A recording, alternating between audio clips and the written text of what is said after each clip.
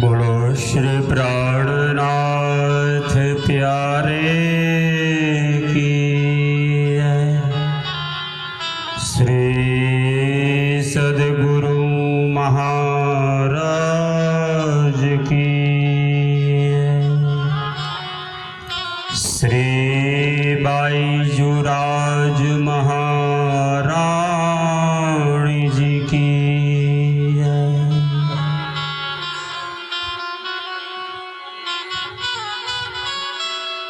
ब्रह्मानंद रस ज्ञाना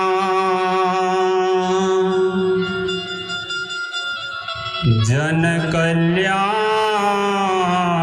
हेतवे पद्धति ब्रह्म सृष्टिना वर्णनम च करोम्यहम्। श्री निजानंद के चरित्र की गाथा उददे महान मैं चाहत वर्णन करूं मम है बुद्धि अजान। जगदाधार जगतपते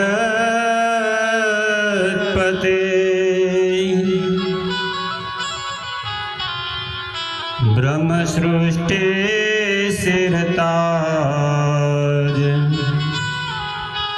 बिनवो करबद्ध हो सिद्ध करो सब काज सिद्ध करो सब काज। बोलिए श्री प्राणनाथ प्यारे की।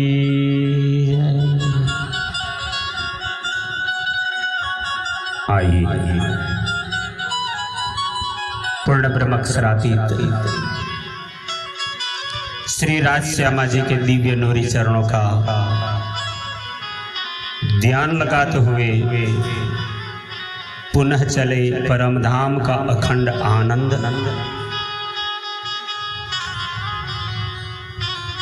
और आत्म जागृति का ज्ञान प्राप्त करने हेतु समस्त संसार को अखंड मुक्ति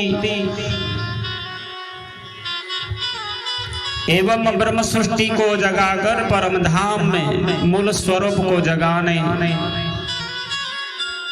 प्रकट हुए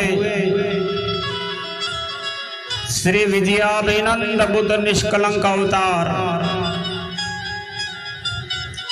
महान बुद्धि के सागर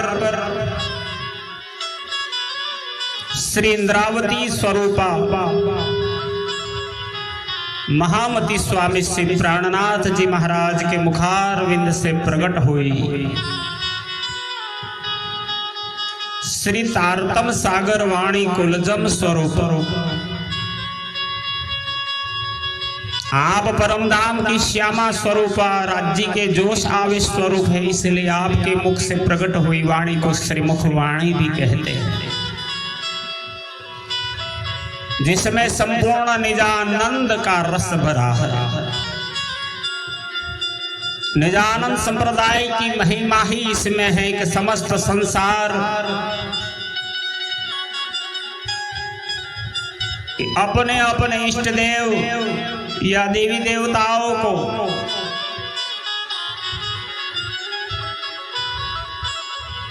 मूर्ति के रूप में पूजा करते हैं, जिसे धर्म शास्त्रों ने अधम कहा है।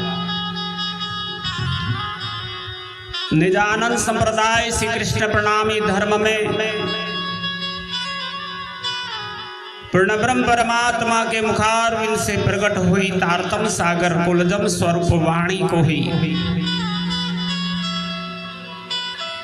पूर्ण ब्रह्म परमात्मा का वांगमय स्वरूप, ज्ञानमय स्वरूप माना है।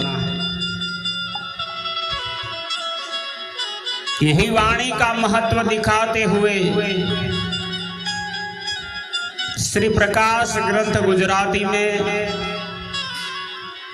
प्रकरण 29 में महामती श्री प्राणनाथ जी ने इस वाणी का महात्म्य दिखाया है कि कितनी गहन वाणी है।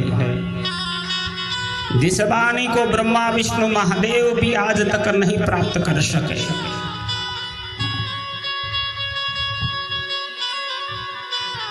गीता जी का ज्ञान कहने वाले योगेश्वर कृष्ण भी नहीं जानते थे। ध्यान तो स्वयं त्रिगुणादि देव भी उन्हीं स्वरूप का करते हैं, पर इनकी लीला और धाम की लीला को नहीं जानते। अगम निगम करके गाया है। ये तारतम वाणी ब्रह्म सृष्टि के कारण संसार में इंद्रावती के मुख से प्रकट हो रही है।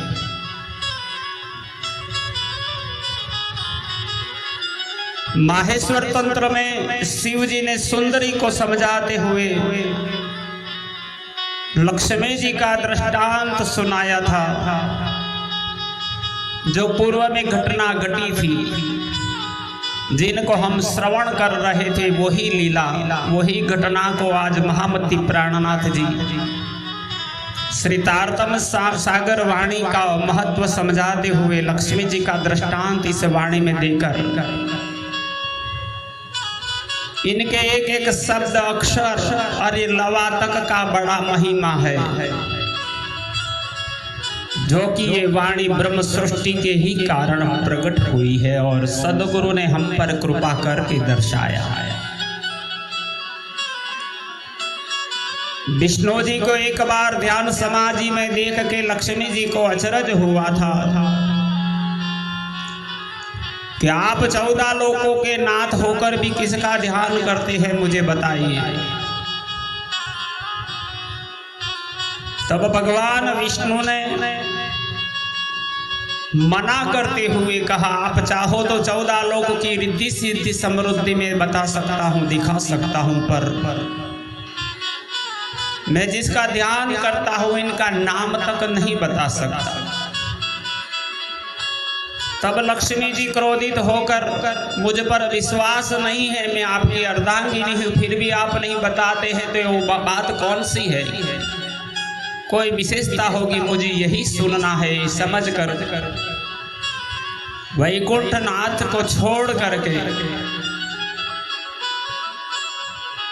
7 कल्पांत तक कठोर तपस्या करने चले गए और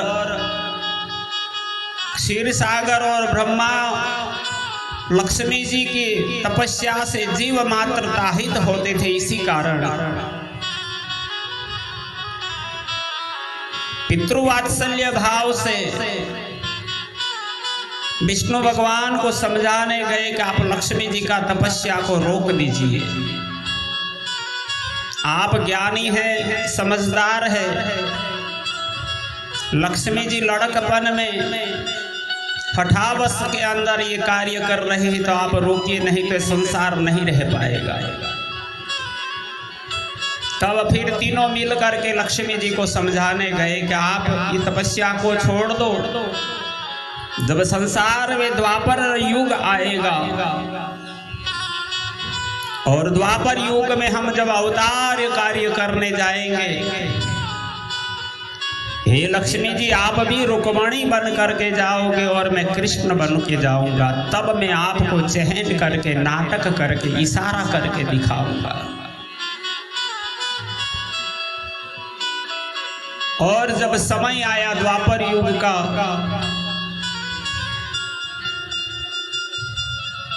कृष्ण के अंदर रहे 3 स्वरूप, विष्णु भगवान का तन, अक्षर भगवान की आत्मा और अक्षरातीत पूर्ण ब्रह्म का जोश सम्मिलित है। 11 वर्ष और 52 दिन की लीला तक पूर्ण ब्रह्म की लीला चली। बाद में 7 दिन गोकुल के कहे, 4 दिन मथुरा के कहे, वो गोलोक धाम की लीला चली। और अवतार कार्य जब शुरू होता है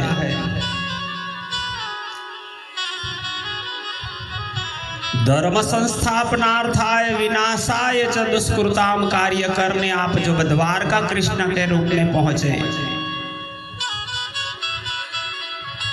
तब रुक्मणी से विवाह होता है और विवाह के समय में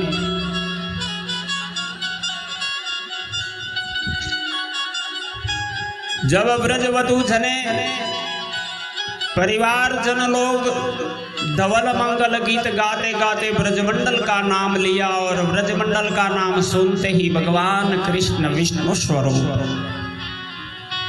बेसुध होकर धरती पर गिर गए।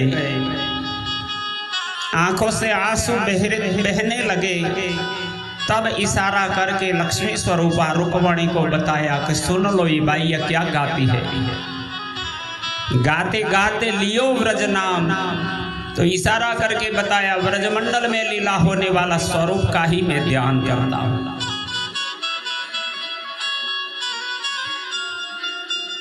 इसी प्रसंग को महामती प्राणनाथ जी महाराज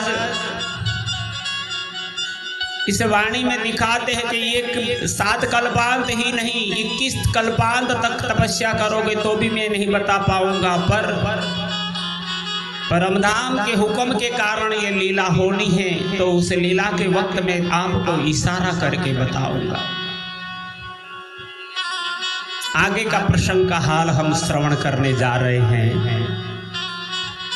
प्रकाश ग्रंथ गुजराती के 29वें प्रकरण में 54वीं चौपाई से शुरू होगा। आइए श्रवण करें।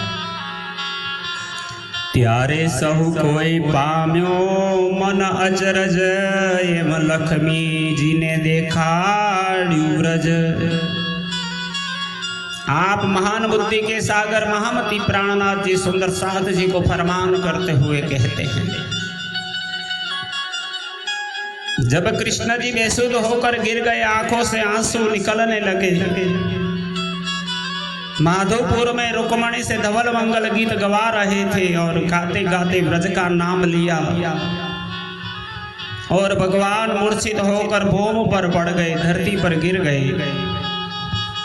आंखों से आंसू निकल रहे हैं तो सिर्फ लक्ष्मी जी समझ रहे हैं। ब्रजवधू जन और परिवार जन लोग आश्चर्य में पड़ गए और तभी ब्रज की लीला का महिमा का गान करते हुए श्री कृष्ण ने लक्ष्मी जी को बताया था। इस प्रकार लीला करके विष्णु भगवान ने रुक्मणी जी पर ब्रज की लीला के महत्व को प्रकट कर दिया। समाथई बैठा भगवान लक्ष्मी जी नियम भाजी हम। समाथ यानी सावधान होकर ठीक ठाक होकर के भगवान फिर बैठ गए। तब लक्ष्मी जी को उस लीला की ओर संकेत कर उनकी कामना पूर्ण की। ये विचार तमे जो जो रही लीला सुख जिए कही। आप महान बुद्धि के सागर इंद्रावती जी सुंदर साथ जी को समझाते हुए कहते, हे सुंदर साथ जी, विष्णु भगवान और लक्ष्मी जी के चरित्रों के इस दृष्टांत को विचार कर देखो। श्री सुखदेव जी ने इस लीला का कथन किया है भागवत ग्रंथ में। जे लीला की थी जगदीश ये माहे आपन होता सरिख। ये भी बता दिया कि यह लीला भगवान विष्णु के स्वरूप ने अभिनय करके दिखाई। इस लीला के मूल में हम सब ब्रह्म सृष्टि सखियां जो परमधाम से अवतरित हुई थी वो भी शामिल थी। तो वचन तमने कहवाए नहीं तो अरध लवो नव प्रकट थाए। इंद्रावती जी कहती कि हम सब सुंदर सात ब्रज की लीला में शामिल थे, इसलिए उनकी सत्यता के वचन तुमसे कहे जाते, अन्यथा इस लीला का आधा वचन भी दूसरों के लिए जाहिर नहीं हो सकता था।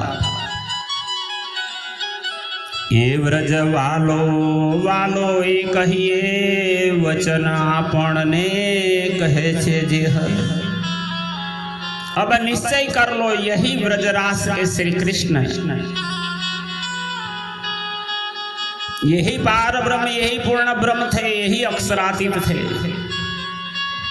वही श्री कृष्ण जी सदगुरु धनी के रूप में आए हैं और इस प्रकार धाम की लीला के वचन कह रहे हैं।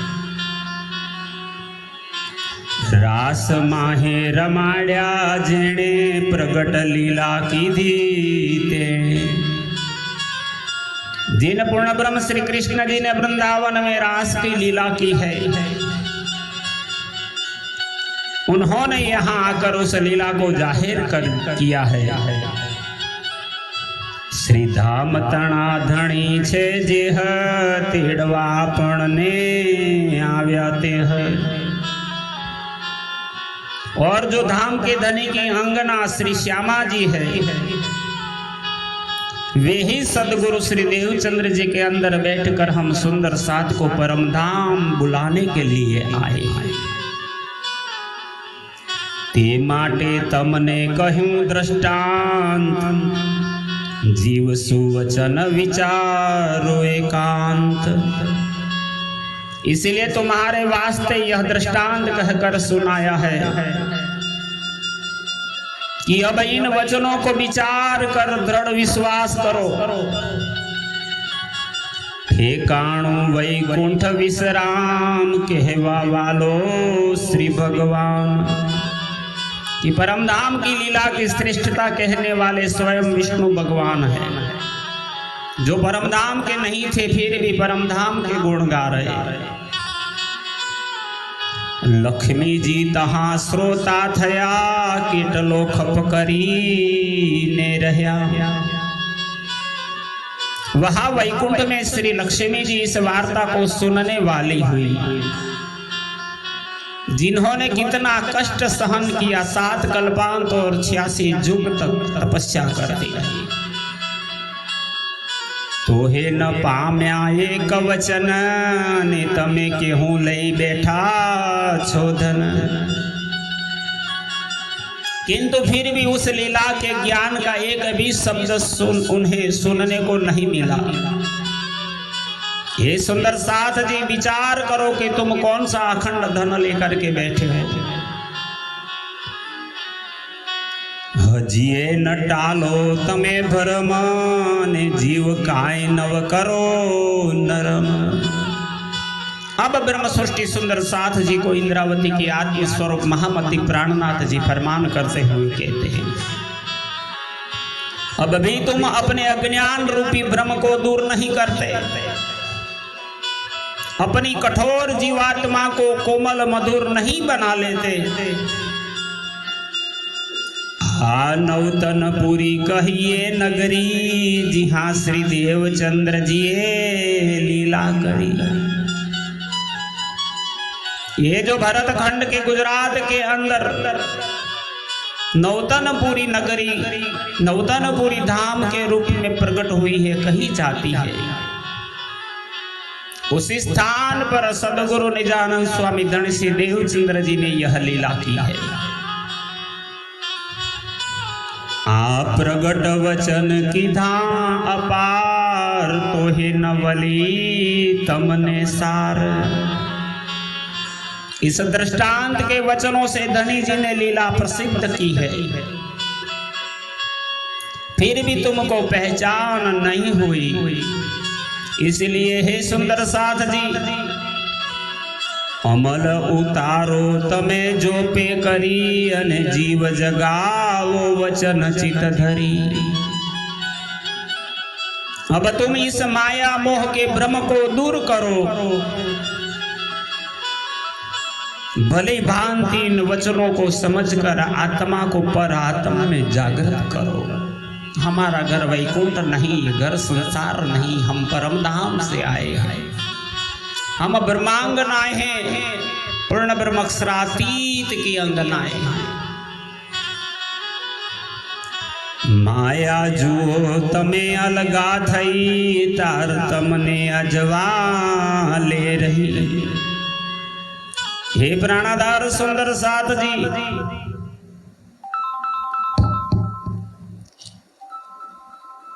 इस मायावी